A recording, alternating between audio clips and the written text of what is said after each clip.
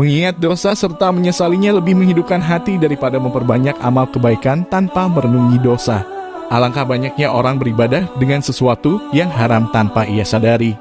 Ia merasa mendapat ridha dari Allah, padahal ia dimurkai oleh Allah. Saat engkau berpikir untuk meningkatkan ibadah, itu adalah kemajuan. Setelah itu akan menjadi kemunduran jika engkau tidak berpikir bagaimana mengurangi kemaksiatan. Alangkah banyaknya orang yang tertipu dengan ibadahnya sehingga ia lalai akan segala dosanya. Silaturahmi jasad yang tidak disertai silaturahmi hati bisa menambah kerusakan hati. Alangkah banyaknya orang yang bersilaturahmi jasad, akan tetapi di saat berpisah justru mendapatkan bahan baru untuk membenci, membenci, dan mendengki buah dari yang dilihat saat bertemu. Silaturahim adalah bertemunya hati dalam cinta karena Allah, bukan sekadar bertemunya jasad. Jika harus ada pertemuan jasad, itu adalah untuk mempertemukan hati. Bertemunya hati ditandai dengan panjatan doa saat berpisah. Yang berbangga dengan dunia, ia akan lelah menjadi budaknya. Pada akhirnya harus meninggalkannya. Mobil mewah, rumah megah hanya cerita singkat dan tidak bisa dinikmati lagi. Berbanggalah dengan akhirat. Jadikan dunia ini ladang amal untuk akhirat. Hanya kebodohanlah yang menjadikan seseorang itu sombong. Bermula dari air mani yang hina dan akhirnya menjadi bangkai yang busuk. Di saat hidup pun kemana-mana dia membawa sesuatu yang busuk yang harus dibuang dengan kondisi busuk. Keringat pun mengucur sangat menjijikan.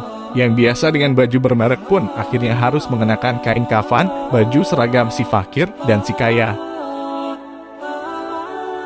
Jika engkau melihat banyak orang fakir di sekitarmu, itu bukan karena Allah tidak bisa mencukupi mereka. Akan tetapi itu karena Allah ingin mengangkatmu dengan bantuan yang engkau berikan. Maka bantulah mereka dengan penuh penghargaan dan ketulusan karena merekalah engkau mulia.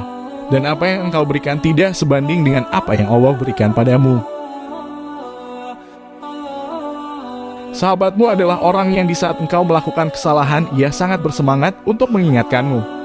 Orang yang mengaku sebagai sahabatmu, akan tetapi tidak pernah mengingatkanmu di saat bersalah.